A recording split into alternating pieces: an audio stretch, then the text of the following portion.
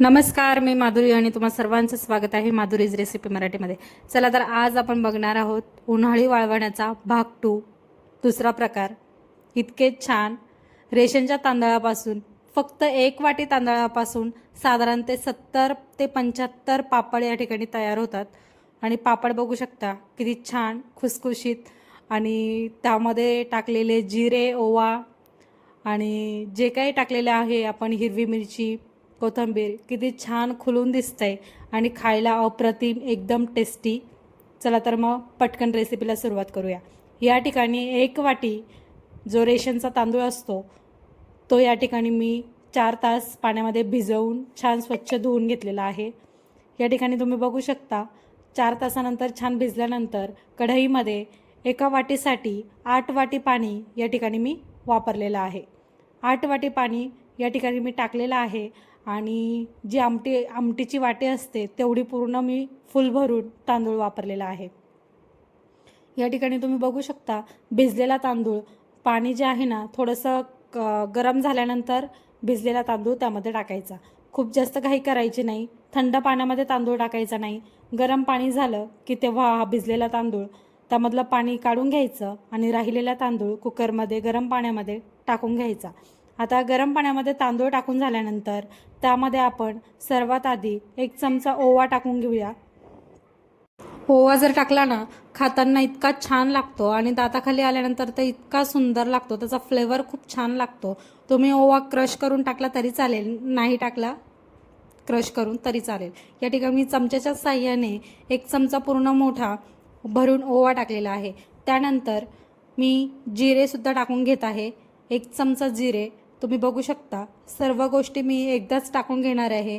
परत परत ते मिक्स करणं किंवा त्यापेक्षा नंतर टाकणं, त्यापेक्षा शिजताना जर टाकलं ना त्याचा फ्लेवर जास्त पापडमध्ये उतरतो.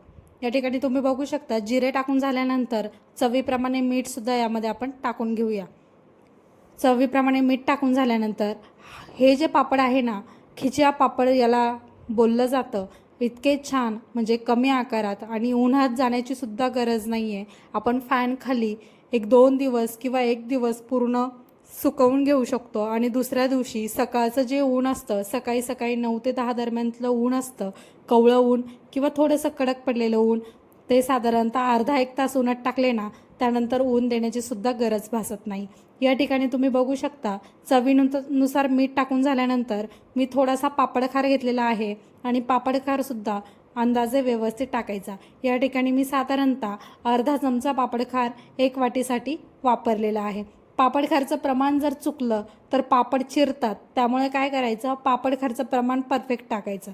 यासाठी मी 1 वाटी तांदळाला 8 वाटी पाणी घेतलेलं आहे आणि 8 वाटी पाणी टाकल्यानंतर साधारणतः अर्धा चमचा, म्हणजे एकदम जो आपला घरातला अर्धा चमचा असतो पोहे खाण्याचा, त्यालाही थोडंसं कमी असा पापडखार टाकलेला आहे.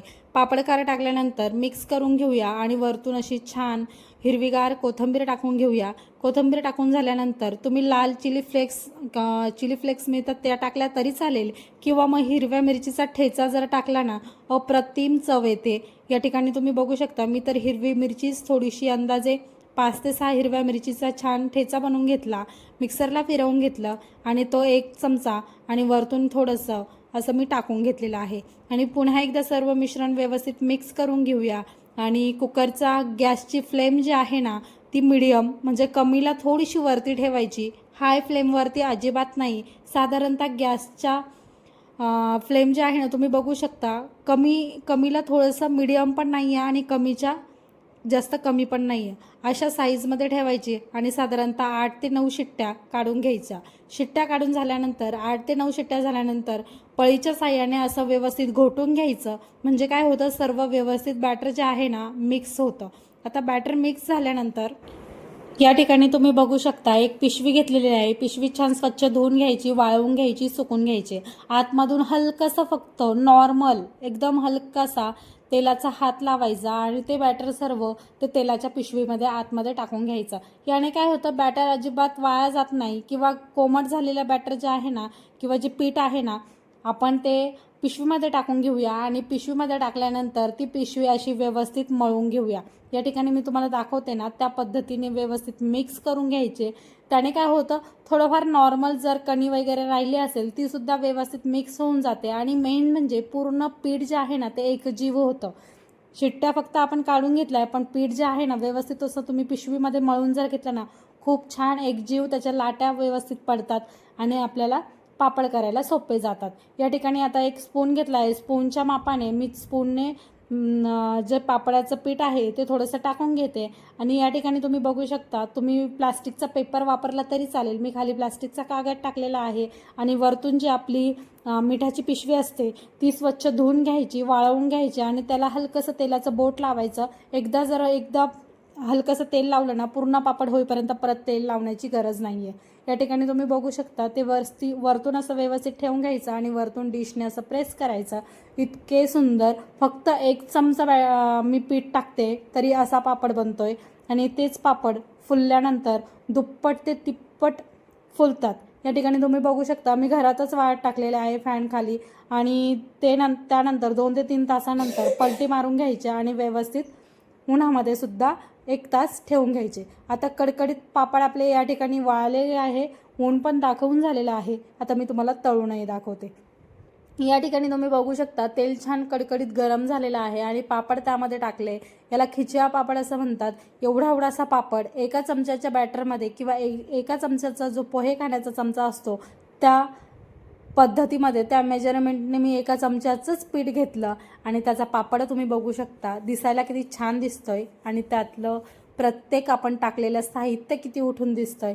खायला तर मी तुम्हाला सांगते ना इतका जबरदस्त लागतो. माझ्या मुलाला तर खूप आवडले. तुम्हीही नक्की ट्राय करा आणि व्हिडिओ आवडला असेल तर चॅनलला सबस्क्राईब करा. बेल आयकॉन दाबायला विसरू नका. माझ्या नवनवीन व्हिडिओचे आणि उन्हाळी वाळवणाचे भरपूर साऱ्या रेसिपीज मी अपलोड करणार आहे आणि कालही एक रेसिपी अपलोड केली आहे, ती तुम्ही बघू शकता.